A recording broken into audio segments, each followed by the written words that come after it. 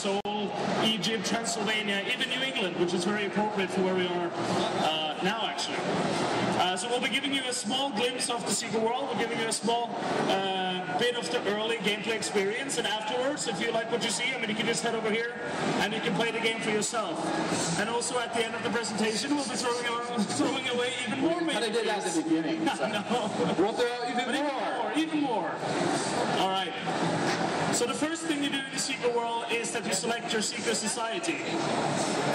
You can basically choose between the Illuminati, the Templars, and the Dragon. And right now we're going to go ahead and we're going to choose a Templar. Yeah! Completely random choice. And we don't have any classes in this game. There's no classes or levels. So you don't choose a class in character creation. You just tweak and customize your character's look, basically.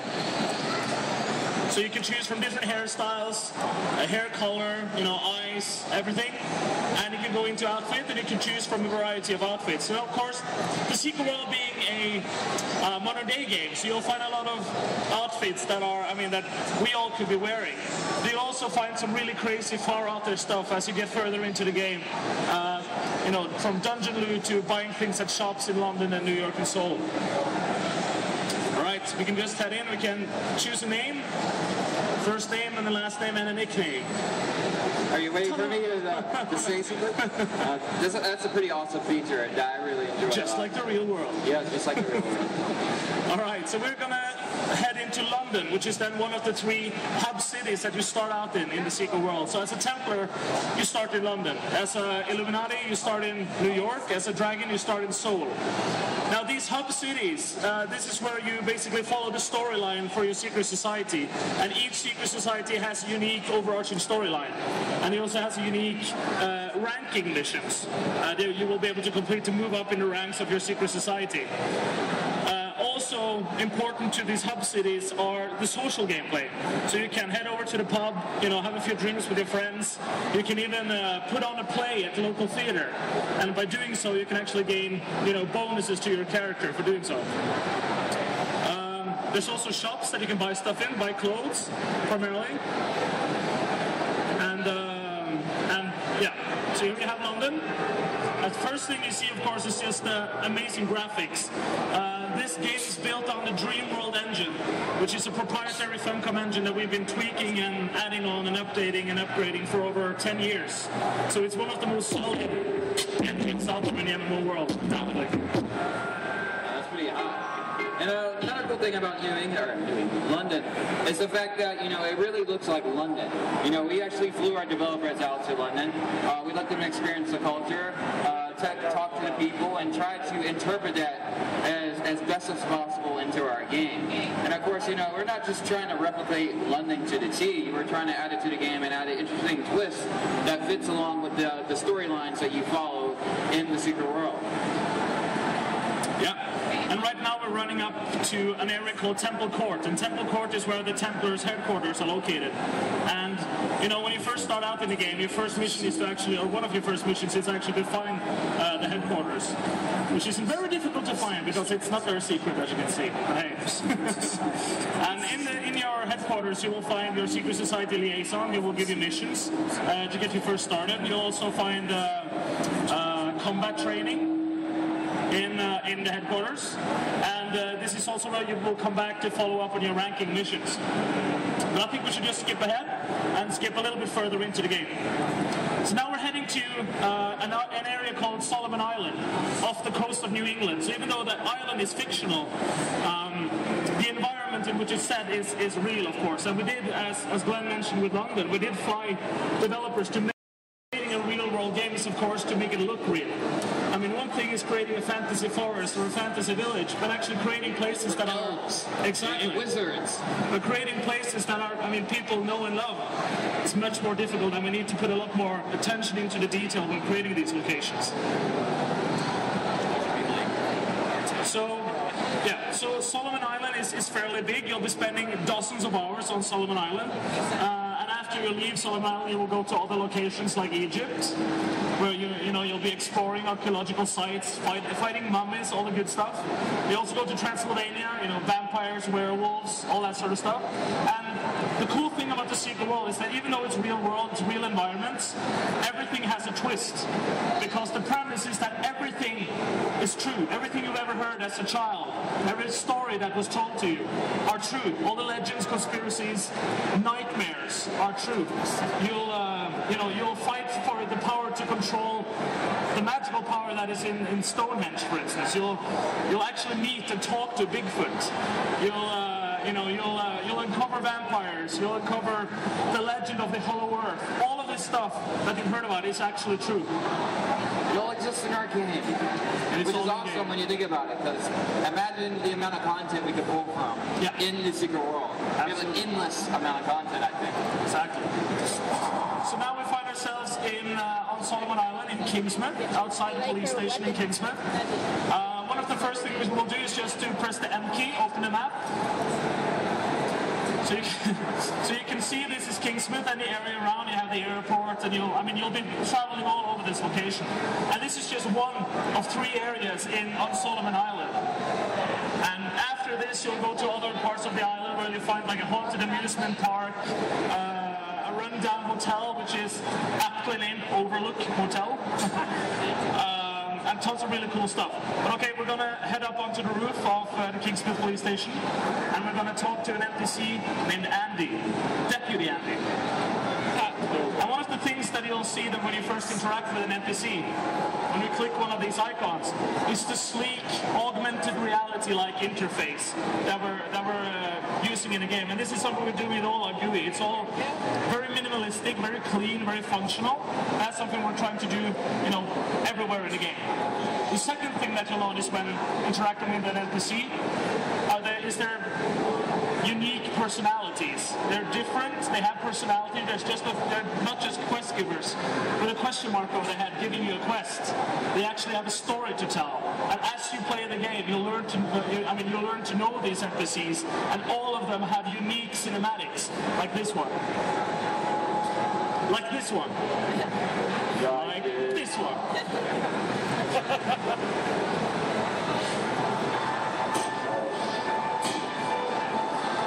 Jeez, you never saw anything like this in the cop shows. Well, maybe on cable. Not the network ones. You wouldn't know it from looking out there, but before that wicked bad fog rolled in, Kingsmouth was a sleepy little bird. Nothing stronger on the streets than a hot cup of coffee and chocolate-glazed donuts from Susie's. The occasional DUI or domestic disturbance. Human sacrifice.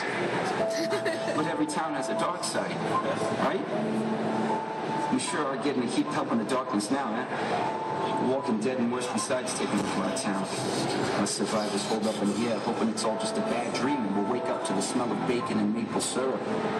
But unless someone ups and does something, and soon, all we're gonna wake up to is the smell of rotten flesh. And I don't need another thing to remind me of my dad. Halloween does bring back the memories, eh? There are literally hundreds of missions in the game, and each one of them have this type of cinematics. So we're really trying to tell a story in an engaging way rather than just, displaying a text box and telling you what to do.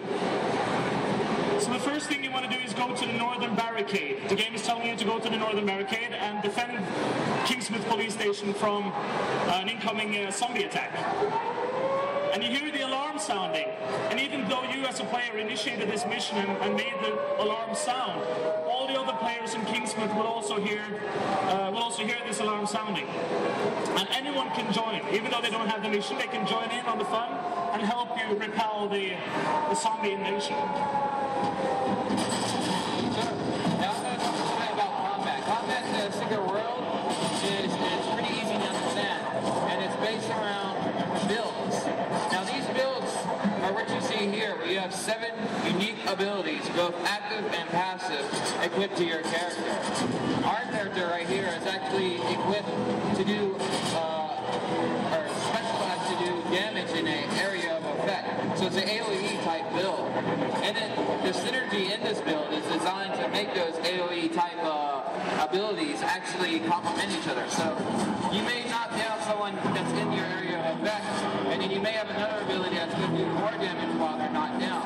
So a lot of our builds are built on synergy aspects just like that.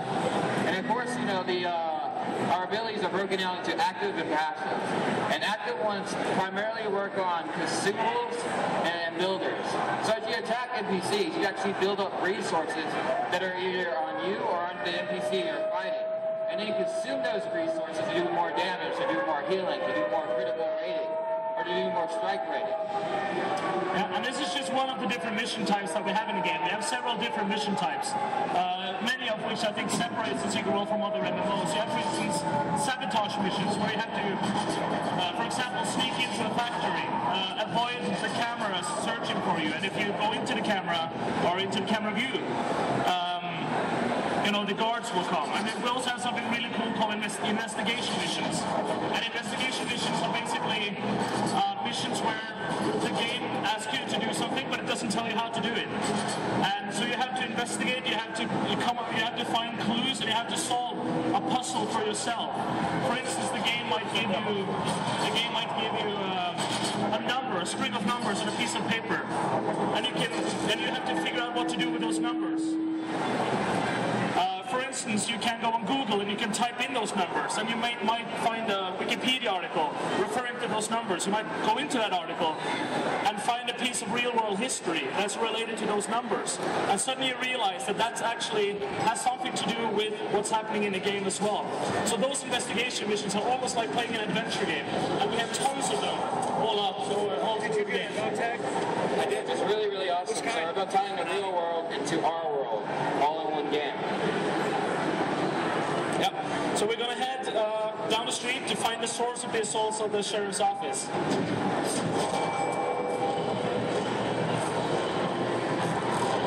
come on, you can do it.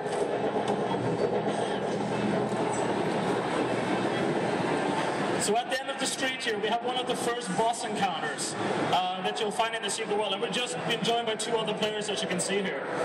So the boss that you see in the end here is actually a Draug warmonger. And Draugs are basically undead Vikings. They drowned in the Atlantic Ocean hundreds of years ago. And due to the mysterious events in the Secret World, they're basically coming alive and attacking the citizens of Kingsman. So then we're going to go to a unique feature that the Secret World has, which is a gear management system. So what gear management is basically you can take all your abilities and the builds that you create to define your basically your role in the Secret World, and save them to a gear management system that you can save to your hard drive or trade to other players in the game. This kind of helps you easily switch between different builds depending on the type of content you're interacting with in the Secret World. Here is the ability wheel. The ability wheel contains your 500 unique abilities in the Secret World.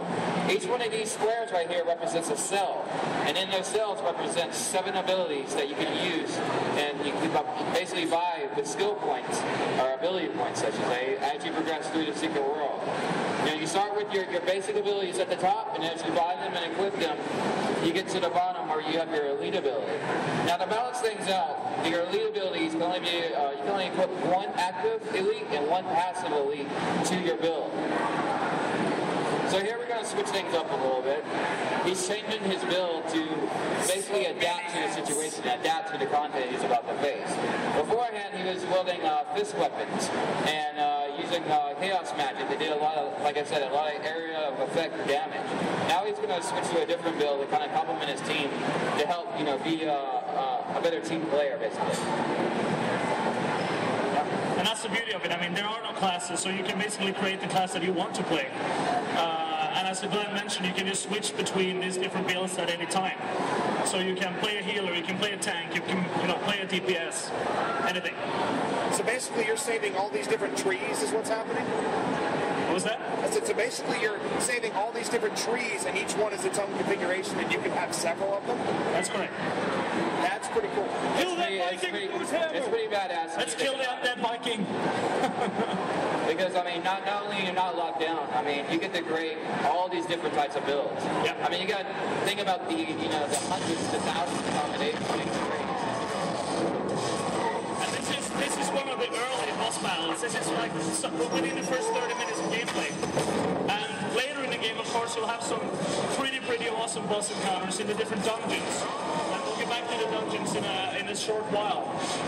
But of course, you'll be fighting anything from, you know, undead Vikings like this. You'll also be fighting, you know, demons from another dimension. You'll be fighting, you know, you'll be fighting gigantic vampires, revenants, anything. You have everything. Everything is true. There you go. Of course, they just say we just got an achievement for completing the mission as well. Yeah, we have hundreds of achievements. Yeah. Okay, so we're gonna head over now to the Darkness War, which is one of the dungeons that we have in the secret world. We have several dungeons, as we touched upon earlier. We have, for instance, a Hell dungeon. You actually go to Hell. Hopefully come back. We have a giant super tanker which is stranded off the coast of New England, again infested with undead Vikings. We have Soviet research facilities. You know, tons of really cool stuff. And the Darkness War that you're about to see here in a few seconds is actually has the player travel back in time through a vision to a time where the Mayans and the Vikings are fighting each other, and you're being put smack into the middle. And I think that sort of captures the whole essence of the game. Everything is true. I mean, we can do anything. We're doing Mayans and Vikings. The next is probably ninjas and pirates, I'm guessing. The whole aspect about our game is that we're giving the player pieces of the story like jigsaw puzzle, and we're gonna, you know, basically depend on them to put those pieces together and to come up with a story that they've created, that they've, you know, discovered or unearthed in the secret world, both in the real world and in our game. Yep. It's really awesome. Absolutely. Of course, we can just go wait for this to do. A little bit longer delay than usual, but hey. You showed the Sing and dance. Is there any gear beyond that or anything else that affects your character? Any sorry, what? Gear, or is there anything that affects your stats? Absolutely. I mean, you have different weapons and everything, but clothes in general, you can wear whatever clothes you You can want. wear whatever you want. So this is the Darkness War. And we have to go back to this. Maybe you want to talk a little bit about Yeah, that. we're gonna talk a little bit more about it. So we're gonna go back to his build. He's gonna switch it back up, I think, or maybe keep the same one. Again, basically, the ability wheel contains like 500 unique skills or unique abilities in the game, and you have over 9 different weapon types. I mean, you have shotguns, you have pistols, you have assault rifles, you have blades, you have, you know, your fist weapons, which are pretty badass. You know, you have magic like chaos, elementalism, and blood magic. All of these different types, you know, elements that make this secret world. So you can be, you know, you can go out there pumping, you know, a shotgun, you know, put it back and then, you know, throw out some fire magic and just basically, you know, burn people as you come to them, and then pull back out a gun and just shoot them in the head. You know, there's a lot of different things that you can do in the secret world in terms of weapons, from, you know, ranged weapons to melee to just, you know, magic. And magic in our game, you can actually cast while you're moving. You know, our game is not built around just being stationary. It's about, you know, moving around your opponents and, you know, just burning them to hell, basically. Time is All up. right. Let's head in. Oh, don't die! War dungeon. So this is the very end of the dungeon. We just skipped ahead a little bit, and you can see the Mayans here doing their little thing, and we have to interrupt them and basically kill them all off in order to progress further. And what you're seeing is that when we're killing the Mayans, their soul leaves the body. And flies off into the void there, feeding something even a greater evil that lies beyond. And we'll see in a little bit.